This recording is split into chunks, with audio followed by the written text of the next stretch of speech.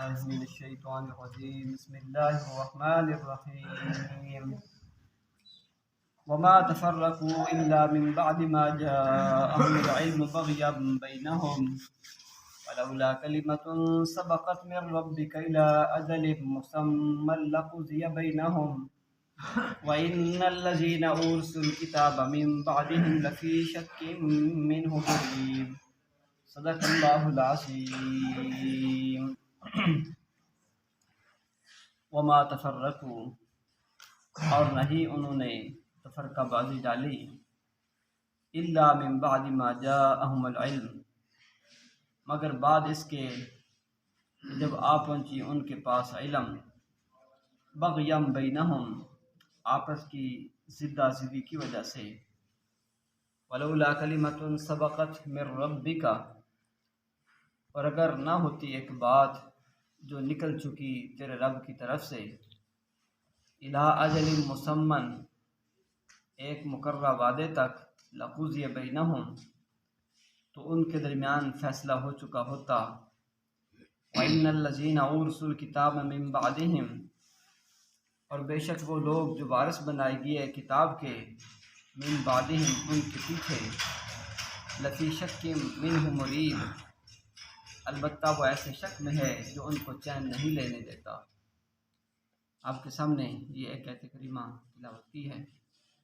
اس سے پہلی جو آیت بینہ گزری ہیں، ان آیات میں اللہ تعالیٰ نے دین کو مضبوط اور دین پر قائم رکھنے کا حکم دیا ہے، اور ساتھ ساتھ یہ حکم دیا ہے کہ دین پر جب آپ قائم رہیں گے تو دین آپ کا مضبوط ہوگا، اس کے اندر تفرقہ بازی نہیں ہوگی۔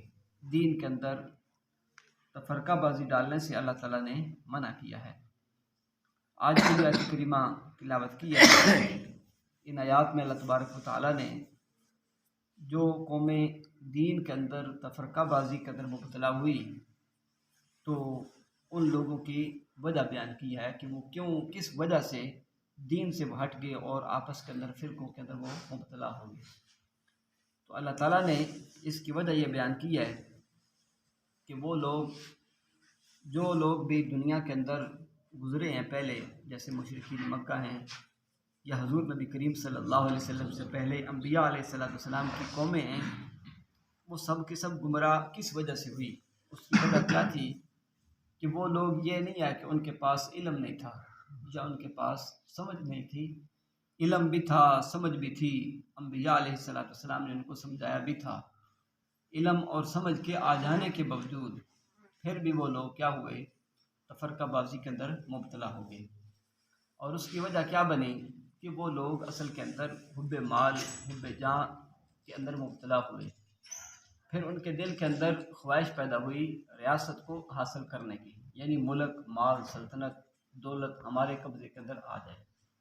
تو پھر اس سے کیا ہوا؟ آپس کے اندر ذہن وہ تبدیل ہوئے۔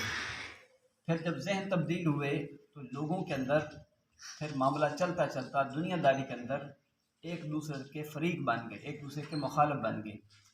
پھر اسی مخالفت کو، زدہ زدی کو کیا کیا؟ لوگوں نے دین کو آڑے بنا لیا، دین کو کیا کر لیا؟ سامنے کر لیا۔ تو دین کے اندر بھی آ کر بھی ایک دوسرے سے کہ وہ مخاطب ہو گئے اور ایک دوسرے کے مخالف ہو گئے۔ اس سے فرقہ بازی دنیا کے اندر قائم ہو گئی۔ تو حضرت ابن عباس رضی اللہ عنہما فرماتے ہیں کہ یہ جو آیت کریمہ ہے وَمَا تَفَرَّقُوا إِلَّا مِن بَعْدِ مَا جَاءَهُمُ الْعِلْمُ، اس کے اصل جو مخاطب ہیں وہ ہیں مشرکین مکہ۔ کہ مشرکین مکہ وہ مخالف کیوں ہوئے؟ اس کی وجہ یہ بنی کہ ان کے پاس دین بھی آ گیا، سمجھ بھی آ گئی، علم بھی آ گیا، اور جو ما جاءہم العلم ہے، وہ فرماتے ہیں اس سے مراد حضور نبی کریم صلی اللہ علیہ وسلم کی ذات ہے، کہ حضور نبی کریم علیہ السلام اصل کے اندر علوم کا سرچشمہ ہے، علوم کا کیا ہے؟ منبع ہے۔ جب حضور نبی پاک علیہ السلام اللہ کی طرف سے علوم و معارف کا چشمہ اور علوم و معارف کا منبع بن کر آئے، لیکن اس کے باوجود وہ لوگ کیا ہوئے؟ آپس کی ضد و جدل کی وجہ سے، آپس کی ضد اور اختلاف کی وجہ سے وہ لوگ تفرقہ بازی کے اندر مبتلا ہو گئے۔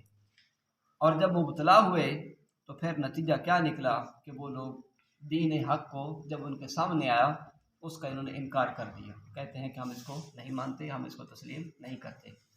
اور نہ ماننے کی وجہ وہ یہی بنی کہ وہ اصل کے اندر لوگ ضد کے اندر، اناد کے اندر ایسے مبتلا ہوئے، انہوں نے محسوس یہ کیا کہ اگر ہم اس پیغمبر آخر الزمان صلی اللہ علیہ وسلم کی بات کو مانیں گے اور صحابہ کے نقش قدم پر چلیں گے تو اس سے کیا ہوگا، ہماری آپس کی جو ریاست ہے، جو ہماری جو ایک سرداری ہے، چتراہٹ ہے، وہ کیا ہو جائے گی، ختم ہو جائے گی۔ اس وجہ سے انہوں نے کیا کر دیا، دین حق باوجود کے سارے دلائل کے پاس ان کے پاس آیا، اس کے باوجود انہوں نے اس کا انکار کر دیا۔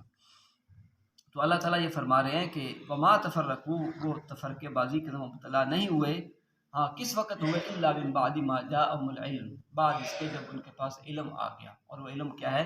حضرت ابن عباس رضی اللہ عنہ فرماتے ہیں کہ خود حضور نبی کریم صلی اللہ علیہ وسلم کی ذات ہے۔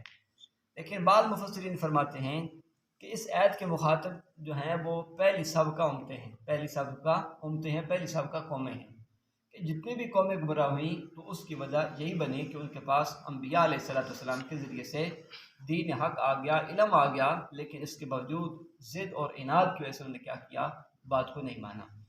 تو بہرحال کوئی بھی مخاطب ہو، چاہے مشرکین مکہ ہوں، چاہے وہ پہلی سابقہ امتیں ہوں، تو ساری کی ساری وجہ، انکار کی وجہ یہی معلوم ہوتی ہے کہ وہ لوگ آپس کی زدہ زدی کے اندر مبتلا ہوئے، جس کی وجہ سے دین کو بھی انہوں نے کیا کر لیا، آڑ بنا لیا، اور دین کی وجہ سے دین کو ہی انہوں نے کیا کر لیا، تفرقے بازی کے اندر مبتلا ہو کر الگ الگ فریق اپنا بنا لیا۔ تو اللہ تعالیٰ یہ فرما رہے ہیں کہ وما تفرقوا، نہیں وہ تفرقہ بازی کے اندر مبتلا ہوئے، الا من بعد ما جاءهم العلم، مگر بعد اس کے کہ جب ان کے پاس علم آ چکا۔ اور وہ علم کیا تھی؟ خود حضور نبی پاک علیہ السلام کی ذات، یا پہلی اگر امتیں ہیں تو ان کے انبیاء علیہ السلام۔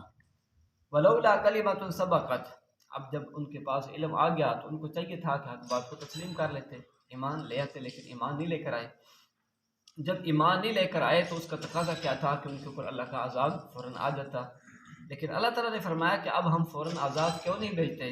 اللہ نے فرمایا کہ ولولا کلمۃ سبقت من ربک، اگر ایک بات سبقت نہ کر چکی ہوتی، نکل نہ ہو چکی ہوتی، من ربک، تیرے رب کی طرف سے، الی اجل مسمن، ایک مقررہ وعدے تک۔ اللہ تعالیٰ نے وعدہ کیا، مقررہ وعدہ کیا آخرت کا، کہ میں کافروں کو عذاب کہاں دوں گا؟ آخرت کے اندر دوں گا۔ کبھی کبھی دنیا کا عذاب تھوڑا تھوڑا آ جاتا ہے، وہ کیا ہے؟ اس لیے نذقھم من عذاب الآخرہ، دنیا کے عذاب اللہ تعالیٰ دیتے اس لیے ہیں تاکہ آخرت کا عذاب کا ان کو ذرا مزہ چکھایا جائے کہ آخرت کا عذاب اس سے بھی زیادہ سخت ہوگا۔ لیکن بات کو سمجھا نہیں انہوں نے، تو اللہ تعالیٰ یہ فرماتے ہیں کہ وَإِنَّ الَّذِينَ أُورِثُوا الْكِتَابَ مِن بَعْدِهِمْ، تو اللہ تعالیٰ فرما رہے ہیں کہ ہم عذاب فوراً کیوں نہیں مسلط کرتے؟ اس لیے کہ ہم نے ایک مقررہ وقت طے کیا ہوا ہے، وہ کیا ہے؟ آخرت کا ہے۔ تو جب وہ وقت آئے گا، لَقُضِيَ بَيْنَهُمْ، جو وہ وقت آ جائے گا تو پھر اس کے وقت ان کے درمیان فیصلہ